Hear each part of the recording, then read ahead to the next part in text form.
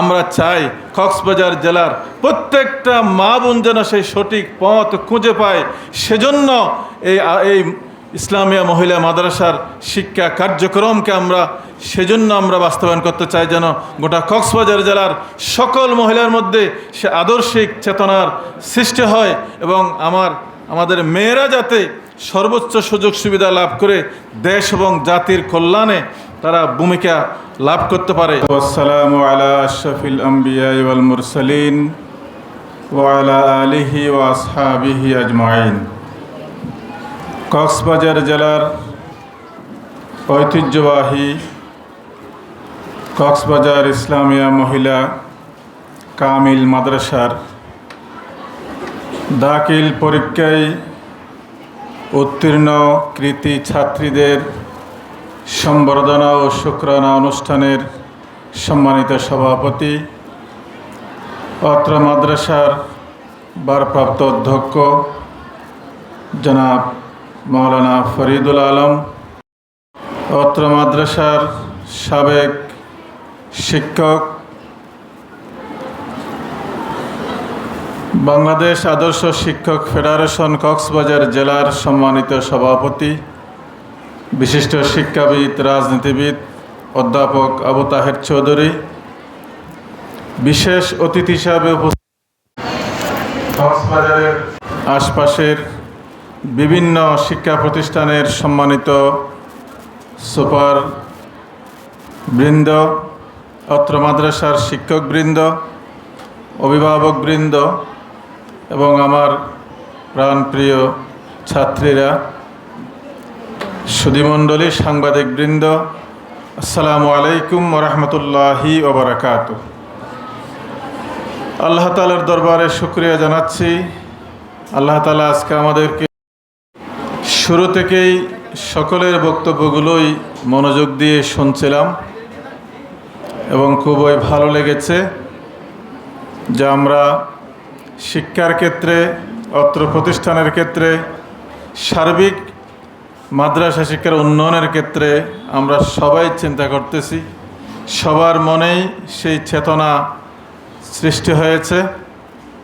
আমি শুরু থেকেই বক্তব্যগুলো শুনে এটি বুঝতে পেরেছি এটা আমাদের জন্য অত্যন্ত ইতিবাচক একটি দিক, যাতে আমরা আমাদের ভবিষ্যৎকে আরও সুন্দর করতে পারি। অত্র মাদ্রাসার কয়েকজন ছাত্রী এবং শিক্ষকের বক্তব্য শুনেছি, তাতেও খুবই আনন্দিত হয়েছি, কারণ সবার মধ্যেই একটি সুন্দর ভবিষ্যতের স্বপ্ন আমরা দেখতে পেয়েছি।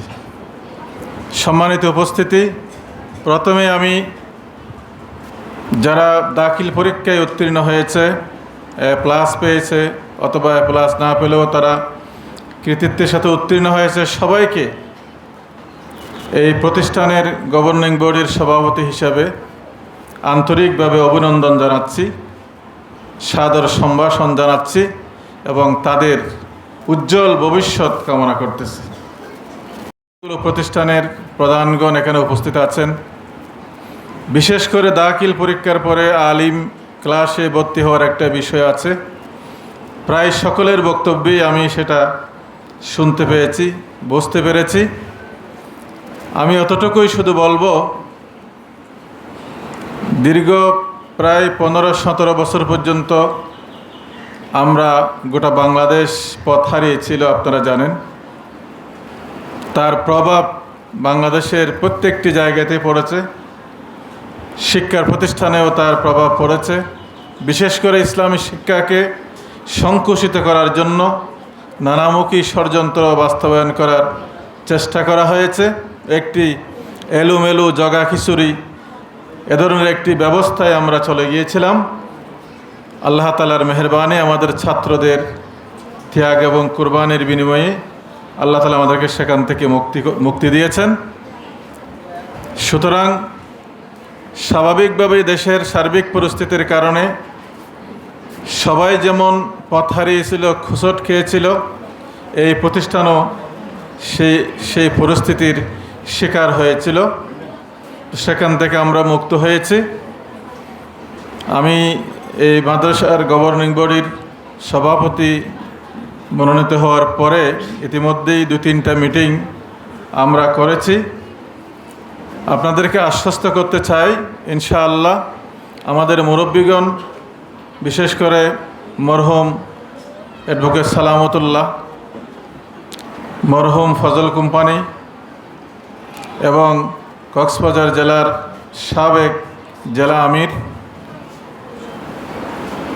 ওনারা যে লক্ষ্য এবং উদ্দেশ্য নিয়ে এই প্রতিষ্ঠানকে গড়ে তুলেছিলেন, আমি সকলকে স্মরণ করতেছি, তাদের রুহের মাগফিরাত কামনা করতেছি। আল্লাহ তাআলা যেন এই প্রতিষ্ঠানের সকল কল্যাণের উত্তম প্রতিদান আল্লাহ তাআলা তাদেরকে দান করেন। তো ওনাদের এই প্রতিষ্ঠিত প্রতিষ্ঠানকে সেজন্য আমরা প্রত্যেকে উদ্যোগ নেব।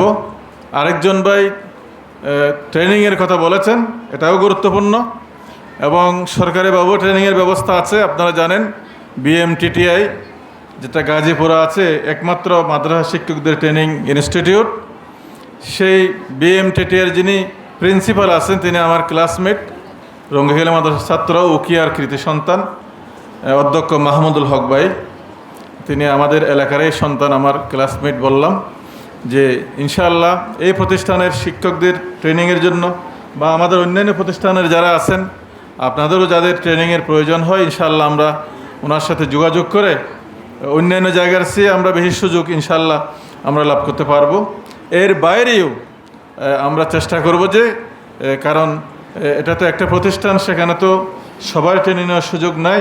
আমরা ইচ্ছা করলে আমরা বেসরকারিভাবেও আমরা কয়েকটি প্রতিষ্ঠান একত্রিত করে আমরা এখানেও ট্রেনিং দিতে পারি। এই জন্য অধ্যাপক আবু তাহের ভাই আছেন, তিনি বাংলাদেশ আদর্শ শিক্ষক ফেডারেশনের জেলার সভাপতি। ওনাকে অনুরোধ করব আমরা এভাবে কিছু শিক্ষকদের ট্রেনিংয়ের ব্যবস্থা করতে পারি, তাহলে আমাদের শিক্ষকরা আরও বেশি দক্ষতা অর্জন করতে পারবে এবং শিক্ষার মান উন্নয়নে ভূমিকা রাখতে পারবে। এরপর আরেকটা কথা বলা হয়েছিল গাড়ির কথা, এটা আমরা গত মিটিংয়েও আলোচনা করেছি। ইনশাআল্লাহ গাড়ি একটা ইনশাআল্লাহ হবে, আপনারা ধরে রাখতে পারেন। তবে এই জন্য আমাদেরকে একটু স্টাডি করতে হবে একটা গাড়ি নেওয়া এবং সেই গাড়ির ম্যানেজমেন্ট, এটা আমরা কতটুকু সেখানে আমরা ফিডব্যাক পাবো, কী পরিমাণ ছাত্রী আমাদের সেটাতে, এই সবগুলোকে একটু ফিজিবিলিটি স্টাডি করতে হবে। স্টাডি করে যদি আমরা দেখি যে এটা প্রতিষ্ঠানের জন্য এবং আশপাশের প্রতিষ্ঠানগুলোর জন্য যদি কল্যাণকর হয়, ইনশাআল্লাহ আমি মনে করি যে এটা আমাদের জন্য কোনো কঠিন হবে না। ইনশাআল্লাহ আমরা করতে পারবো, আমরা সেটা উদ্যোগ নেব। সর্বশেষ যেটা আমি বলতে চাই, আমার ছাত্রী যারা দাখিল পাশ করেছে এবং অন্যান্য প্রতিষ্ঠান থেকে যারা পাশ করেছেন, সবার জন্য আমি বলতে চাই আমাদের উপর আপনারা আস্থা রাখতে পারেন। ইনশাআল্লাহ লেখাপড়ার দিক দিয়ে, অন্যান্য সুযোগ সুবিধার দিক দিয়ে নতুন একটি যুগান্তকারী পদক্ষেপ আমরা নিয়েছি এবং আমরা সর্বোচ্চ সুবিধা নিশ্চিত করার জন্য চেষ্টা করব। আপনারা নিশ্চিন্তে আপনাদের ছেলেদের, আপনাদের মেয়েদেরকে বা এই প্রতিষ্ঠানের মেয়ে যারা দাখিল পাশ করেছে তোমাদেরকেও আমরা বলবো যে ইনশাআল্লাহ এই দীর্ঘদিনের মধ্যে সবচেয়ে ভালো, সবচেয়ে সুন্দর পরিবেশ, সুন্দর পড়ালেখা এবং সবচেয়ে ভালো সুযোগ সুবিধা এবারে তোমরা পাবে ইনশাআল্লাহ। সেটা আমরা নিশ্চিত করব। তোমরা নিশ্চিন্তে এখানে ভর্তি হয়ে যাও। আর আমার অন্যান্য ভাই যারা আছেন বিভিন্ন প্রতিষ্ঠান থেকে যারা আসছেন, আপনাদেরকেও আমরা আশ্বস্ত করতে চাই ইনশাআল্লাহ আপনাদের মেয়েগুলো আপনারা আমাদের এখানে পাঠিয়ে দেন। ইনশাআল্লাহ তাদের জন্য প্রিন্সিপাল সাহেব তো কিছু কথা আগেই বলে দিয়েছেন, এটা আমরা সবটুকুন উজাড় করে দেবো শিক্ষার জন্য। এখানে আমাদের শিক্ষকরা তাদের সরকারি বেসরকারি তাদের যতটুকু সুযোগ সুবিধা পাওয়ার আছে ইনশাআল্লাহ আমরা সবগুলো নিশ্চিত করব। ইতিমধ্যে আমরা অনেক যুগান্তকারী পদক্ষেপ নিয়েছি আমাদের শিক্ষকদের জন্য। আগামীতেও আমরা কোনো প্রকারের কার্পণ্য করব না, কারণ আমি জেলা আমির বলেন, চেয়ারম্যান বলেন, এগুলো আমার আসল পরিচয় নয়। আমার আসল পরিচয় আমি একজন শিক্ষক, আমি এখনও শিক্ষক। আমার 36 বছর আমার শিক্ষকতার বয়স, এখনও আমি শিক্ষকতা করি। সুতরাং শিক্ষকদের ব্যথা, শিক্ষকদের কথা আমি মনে করি আমার চেয়ে কেউ বেশি বুঝবে না। এজন্য আমি আশ্বস্ত করতে, আপনারা সিদ্ধান্ত নেন, আপনাদের সবটুকুন মেধা যোগ্যতাকে আপনারা আমাদের ছাত্রীদের জন্য উজাড় করে দেন। ইনশাআল্লাহ আপনাদের জন্য যতটুকু সুযোগ সুবিধা দেওয়ার মতো আছে আমরাও সব কিছু উজাড় করে দেবো ইনশাআল্লাহ। আমরা চাই সব কিছুর বিনিময়ে আমাদের একটাই লক্ষ্য, মানসম্মত শিক্ষা আমরা পেতে চাই আমাদের ছাত্রীদের জন্য। আমাদের ছাত্রীদের জন্য আমি মনে করি কক্সবাজার জেলাতে এটি হবে একমাত্র প্রতিষ্ঠান, এটি হবে বিশ্বস্ত প্রতিষ্ঠান। আমাদেরকে অনেক দূরে গিয়ে কষ্ট করার প্রয়োজন হবে না। আপনারা এখানে আসেন, আমাদের এখানে থাকা হওয়ার ব্যবস্থা আছে, হোস্টেল আছে, সুন্দর হোস্টেল আছে, এবং আমরা এই হোস্টেলের মানকে আরও বৃদ্ধি করার জন্য আমরা ইতিমধ্যে উদ্যোগ নিয়েছি। আমি তো বললাম এখানে আমরা ব্যবসা কেউ করব না, এখান থেকে আমরা কেউ একটা পয়সা আমাদের কেউ নেবে না, নেওয়ার কোনো রীতিও এখানে কি নেই। সর্বোচ্চ আমানতদারিতা স্বচ্ছতার সাথে আমরা উজাড় করে দেব শুধুমাত্র আমাদের মেয়েদের, আমাদের ছাত্রীদের ভালো লেখাপড়ার জন্য, মানসম্মত লেখাপড়ার জন্য, সুন্দর পরিবেশের জন্য, তাদের সুন্দর পরিবেশ নিশ্চিত করার জন্য আমরা সবটুকুন উজাড় করে দেবো ইনশাআল্লাহ। এজন্য আপনারা নিশ্চিন্তে এই প্রতিষ্ঠানে আপনাদের মেয়েগুলোকে আপনারা দেন।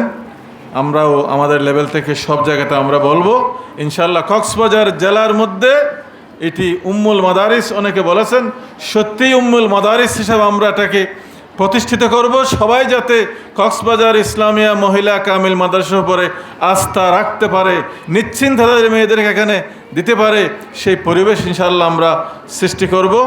তো সবাইকে আন্তরিকভাবে ধন্যবাদ জানাচ্ছি, এবং আগামী দিনে ইনশাআল্লাহ আরও কথা হবে, আরও দেখা হবে। আমরা ক্রমান্বয়ে আমাদের সব কিছুকে একটি মানে নিয়ে আসার জন্য, একটি স্ট্যান্ডার্ডে নিয়ে আসার জন্য ইনশাআল্লাহ আমরা চেষ্টা করব। আমাদের জন্য দোয়া করবেন, আমরা যেন এই প্রতিষ্ঠানকে সেই মানে গড়ে তুলতে পারি, এবং এই প্রতিষ্ঠান যেন গোটা কক্সবাজার জেলায় আমাদের মহিলা নারী শিক্ষার উন্নয়নের ক্ষেত্রে, আদর্শিক শিক্ষার উন্নয়নের ক্ষেত্রে যেন ভূমিকা রাখতে পারে। আমার এক বোন যিনি বক্তব্য রেখেছেন হয়েছি, যেখানে উনি বলেছেন আমার পরিবর্তন হয়েছে, এখানে এসে পরিবেশে এসে আমি সঠিক পথকে খুঁজে পেয়েছি। আমরা চাই কক্সবাজার জেলার প্রত্যেকটা মা বোন যেন সেই সঠিক পথ খুঁজে পায়। সেজন্য এই ইসলামিয়া মহিলা মাদ্রাসার শিক্ষা কার্যক্রমকে সেজন্য আমরা বাস্তবায়ন করতে চাই, যেন গোটা কক্সবাজার জেলার সকল মহিলার মধ্যে সে আদর্শিক চেতনার সৃষ্টি হয়, এবং আমাদের মেয়েরা যাতে সর্বোচ্চ সুযোগ সুবিধা লাভ করে দেশ এবং জাতির কল্যাণে তারা ভূমিকা লাভ করতে পারে। এখানে আরেকটা কথা বলা হয়েছে, কামিল ক্লাসের ব্যাপারে, অনার্সের ব্যাপারেও কথা বলা হয়েছে। হ্যাঁ, এখানে তো একটি ইউনিভার্সিটি দরকার। সেখানে যেটা আছে এটাকে আমরা অন্তত সে পর্যায়ে নিয়ে যাওয়ার জন্য আমরা কী করব, চেষ্টা করব। যেহেতু এখানে কোনো ইউনিভার্সিটি, গভর্নমেন্ট কোনো ইউনিভার্সিটি নাই, ইনশাআল্লাহ যেহেতু এখানে কামিল আছে, এখানে যেহেতু এই সুযোগ আছে, আমরা এটাকে সর্বোচ্চ কতটুকু নেওয়া যায়, অনার্সে কী কী সাবজেক্ট আরও নেওয়া যায়, অনেকে পরামর্শ দিয়েছেন। ইনশাআল্লাহ এক কথায় কক্সবাজার জেলায় একটি শ্রেষ্ঠ এবং এই সর্বোচ্চ মহিলা মাদ্রাসা হিসাবে এই মাদ্রাসাকে প্রতিষ্ঠা করার জন্য আমরা সবাই মিলে কাজ করে যাব। আপনারা দোয়া করবেন, সহযোগিতা করবেন। আল্লাহ আমাদেরকে তার দ্বীনের জন্য, এই প্রতিষ্ঠানের জন্য কবুল করুন, আমিন। ওয়া আখিরু দাওয়ানা আলহামদুলিল্লাহি রাব্বিল আলামিন। আসসালামু আলাইকুম ওয়া রাহমাতুল্লাহ।